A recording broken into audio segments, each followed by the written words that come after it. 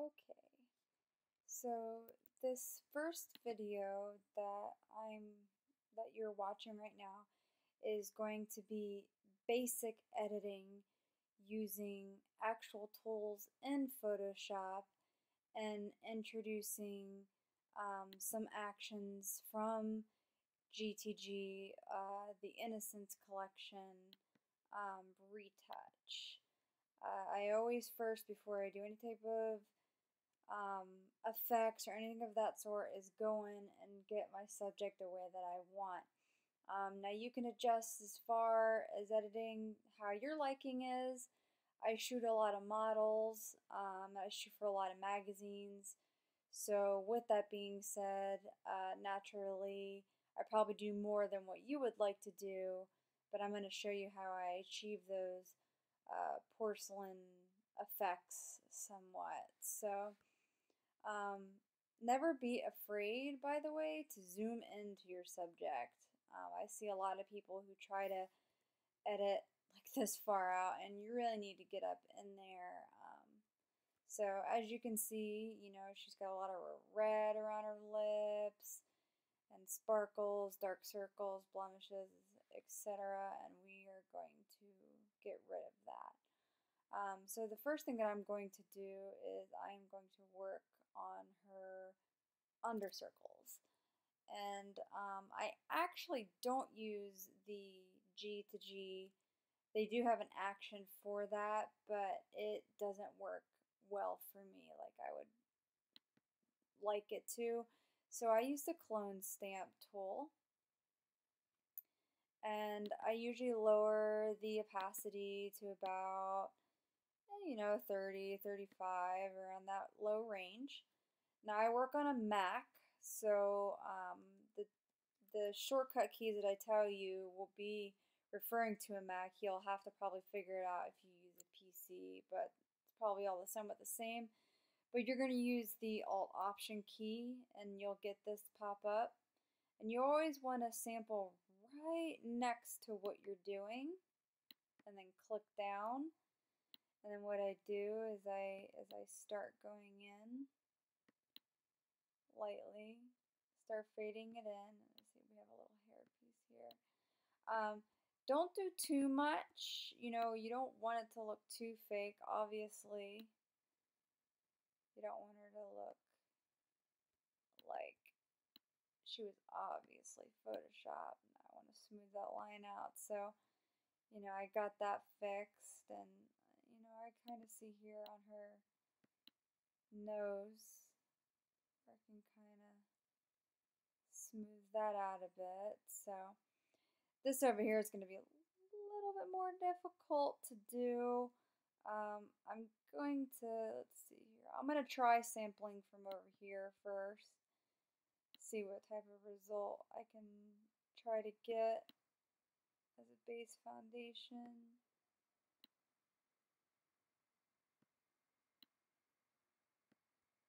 Try to get that in there. Working very close.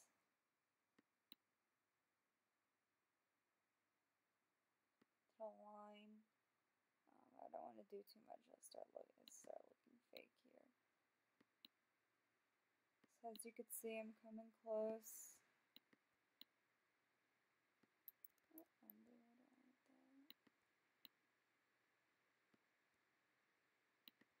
Trying to, she has large pores, so I'm trying to smooth that out there.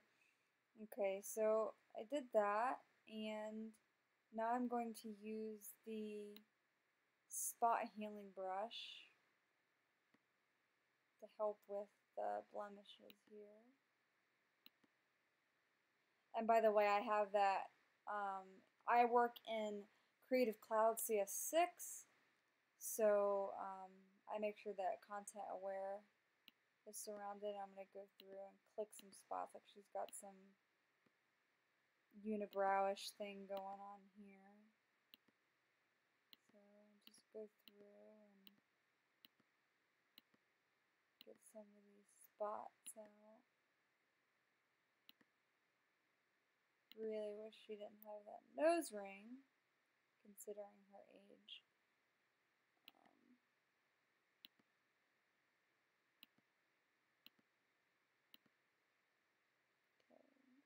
pretty simple enough here. GTG actions can take care of the rest.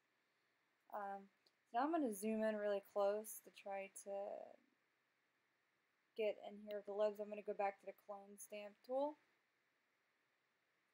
And we're actually going to up this, I would say about 90%. And this is where we're going to need to be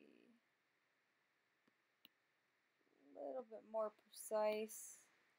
I'm getting in there.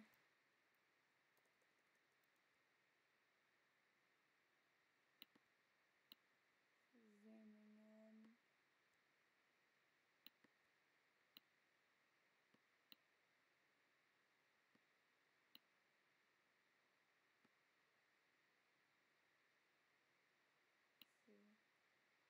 Always keep it very close. So she doesn't have much going on here, but what I'm doing is making sure that I have a nice crisp line of her lips. I see she's got some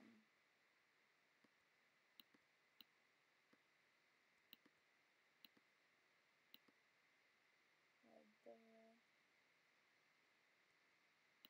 And see, it doesn't seem like much, but she does have some red coming around, like some like a, you know, it's bleeding off.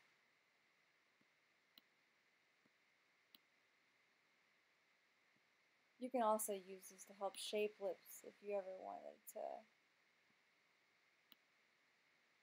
go in and shape them.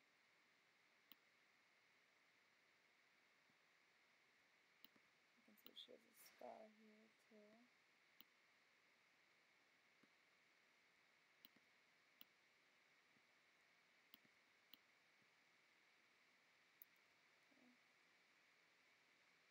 Okay, so that's the basics there as far as what I'm going to do with the Photoshop actions there on her face. Now up here I'm going to come in and remove this part of this clip. I don't think that's necessary to show.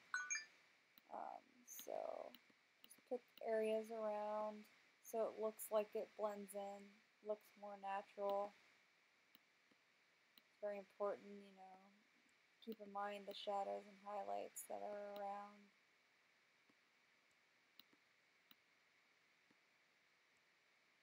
People are going to notice too much, you know, as long as you don't overdo it.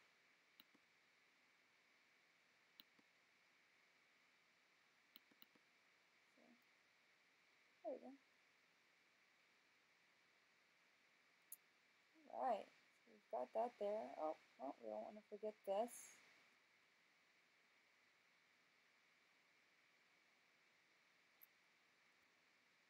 So let me just sample as close as possible around to it. You can see that she has the skin tone difference here, so but that'll be worked out with the GTG. So I'm using the Innocence Retouch, and I'm going to start from the very beginning. I'm going to do, let's try the Retain Detail plus Glow. So I'm going to press play, continue. Okay. Now my brush opacity, I usually bring it up higher, 65 maybe, and then you can always, I'll show you in the layers palette how you can lessen it.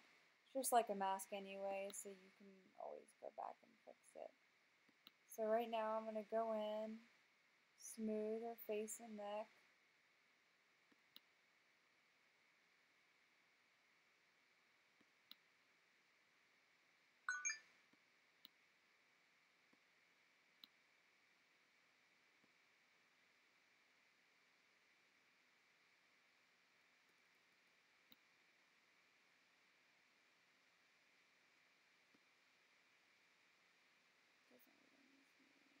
Okay, so this is like way overly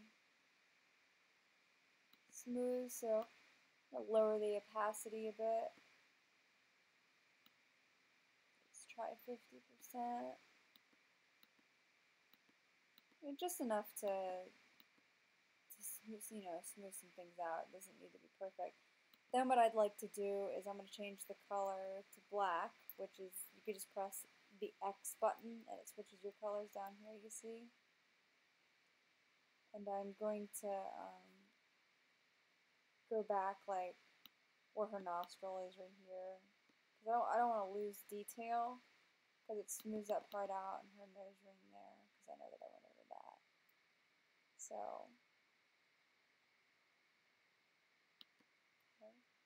Then the next thing is going to be skin tone. It really just depends on the person. Let's see, we can try fresh with her. Sometimes I use it and sometimes I don't. More or less, I actually don't. I seem to have pretty decent, you know, skin type people, I guess. But sometimes this can add color and life into people who are very pale, or could really use a tan or some life to their skin, basically. So let's see. So we'll zoom out here and take a nice look at her. And sometimes when you're staring at something so long, it's hard to tell. So I like to kind of in and out, in and out. I actually kind of like that. It brightens her up a bit. Gave her just a tad bit of warmth. Not much, but just a tad. So I like that.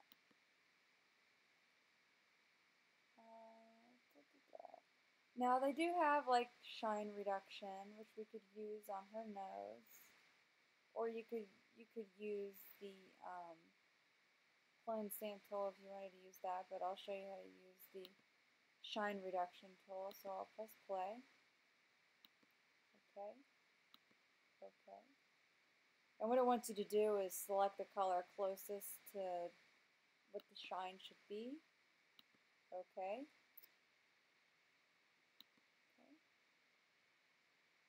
And then now all you have to do is go over it.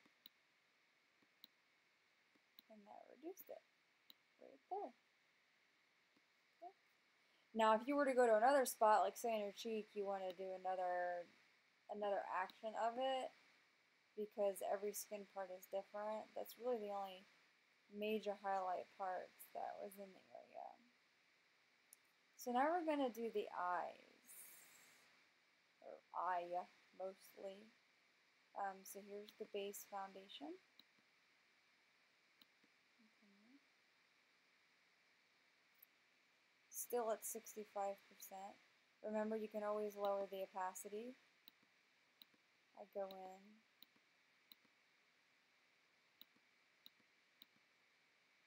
I don't think you can see much there. So that's that. Enhance brightness. A lot of people have a tendency to overdo the whites of the eyes, and it looks fake. I usually don't mess with the whites of the eyes too much, except for when it comes to redness. So that's about all I can brighten. It's probably really not. Undo that. Really, I'm not gonna mess with the pupil on that one. There's really no point in that. You can get a little fancy and start going more like darken the rim. If you wanted to, make your brush really small and come in and really enhance that eye there. Like that.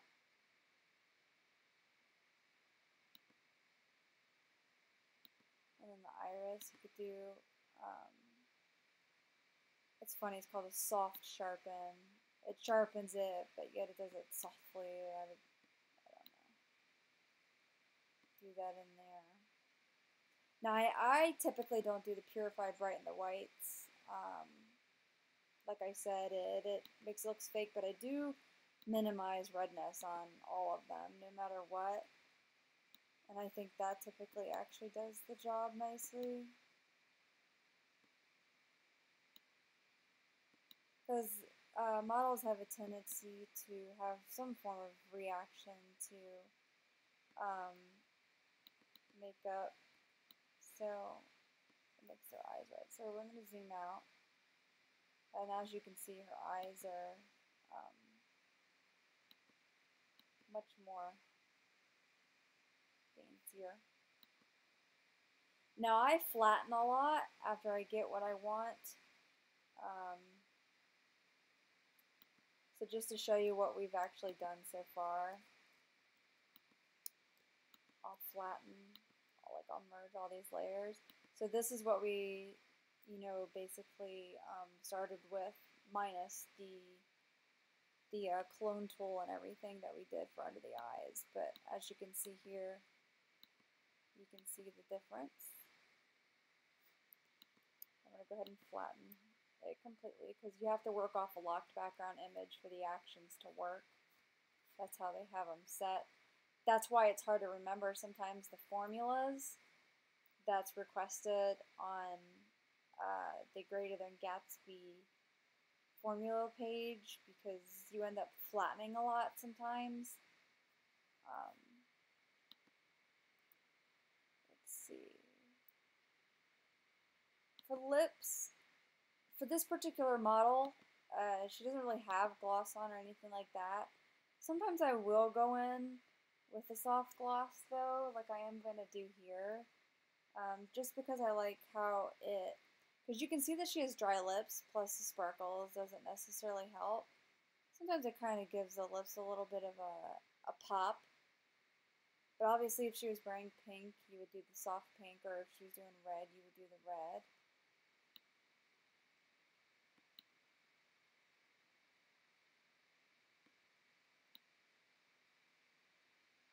So just going in there.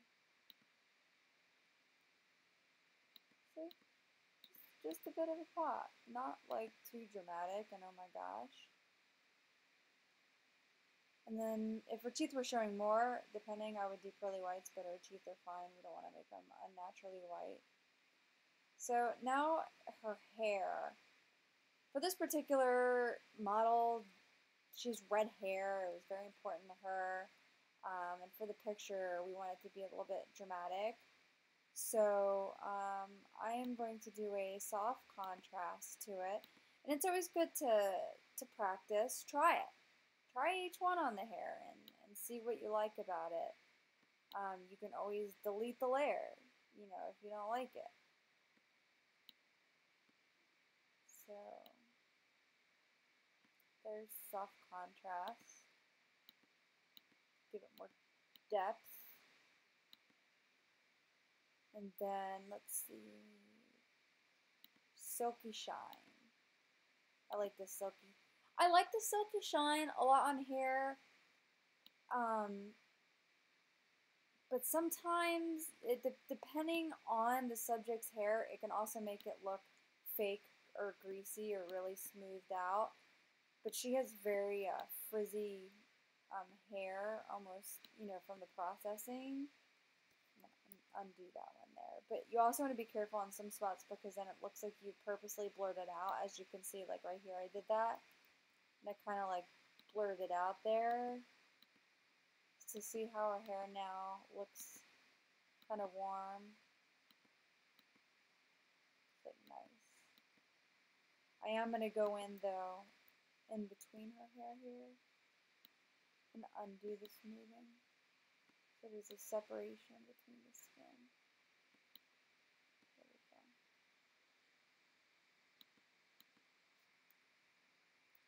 So I like that. Now I'm going to flatten it. Okay, so that was with the Innocence Collection, just doing basic retouches. One thing I do add to my models a lot, and this is me preferably, but you do not need to do this, you don't have to do this, but I get asked a lot how I do this with makeup enhancement. But I will sometimes, I'll add an extra layer. And I have actual brushes that simulate eyelashes, and I got it off DeviantArt. So let's see, we'll do this one here. But I do it, and I'll show you. You'll watch. You see where it doesn't look fake. So what I do is I go in, you see, adjust it where her lashes are. Go in a bit like that. Take the eraser, and I'll come in a bit. And then I'll also dye down the opacity just a tad so it mixes in with her other lashes. And we'll zoom out. And sometimes it makes a big difference, sometimes it doesn't, but see, it's just enough to make a nice little pop there. And then I'm going to, I have another brush. Oh, where are we? Underneath. That does the underneath part of the eye. This one's going to need a little bit more adjusting. So, let's see here. Oops. Yeah. So I'm going to do it about here. And then I go in.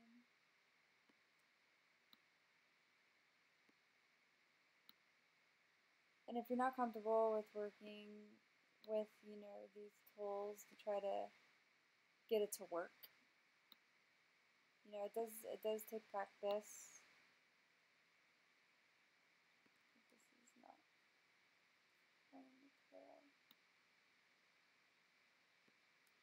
I could go in and I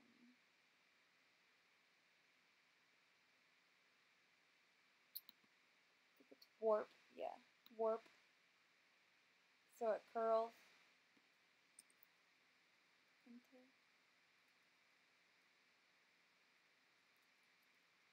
Put it where you think it goes. Zoom out, and then, you know, lower the opacity a bit if you want. See how that just added just a little bit there. And then when I enhance the eyeshadow is great, but sometimes I like to go in and what I'll do is I'm going to go back up and choose this type of brush here, and I'm going to sample the color that she has on her eyelid. Lower the opacity here. I'm going to do about 30%. Go over her eyelid here. Same for over here. And then I'm going to change it to soft light, the actual layer itself. Sometimes it makes a difference, sometimes it doesn't, or I can do overlay, which makes it pop more, as you can see. It doesn't always have to be dramatic, something subtle. And I'm going to create another layer. Sample the brown that's around her. I'm going to start coming around here for that smoky eye. I'm going to bring it up a little bit more and in.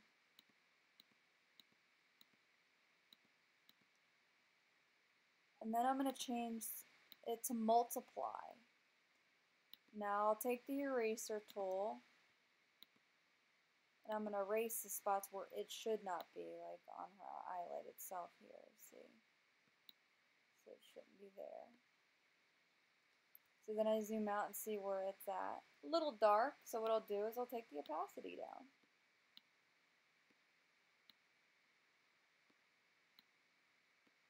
Just a tad here, see that? And then on her herself, the dodge tool at about 30%. Just click it in there lightly. There we go. And that, my friends, is how I enhance the eye makeup. Sometimes I'll do the cheeks, extra layer. What I like to do is sample something around the color of her skin, and I'll find something a little bit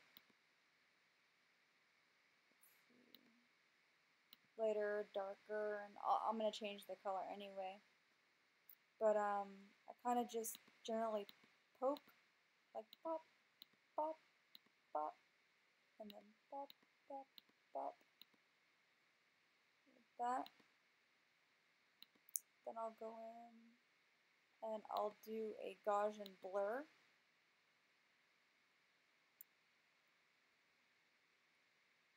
Blurs it, you know, nicely. Then I'm going to go in and erase where it shouldn't be. Like obviously it shouldn't be on her nose if it is. The eraser, you can bring down the opacity under her eyes. Shouldn't be on her hair. And then I'm going to do Command U. I'm going to go through slowly and change the colors. I mean, you could do crazy stuff, obviously, but like it to be more of a pink coloration here. Something very light like that. And then I'm going to lower the opacity of the layer. I mean, it's not going to look like much, but it's sometimes the littlest of things make a big difference. So we'll zoom out and look at her.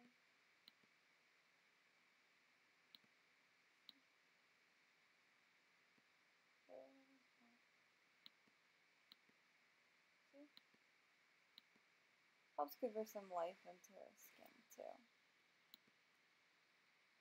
And button. And that, my friends, is how I do my basic retouches using Photoshop itself and using G2G Innocence Collection.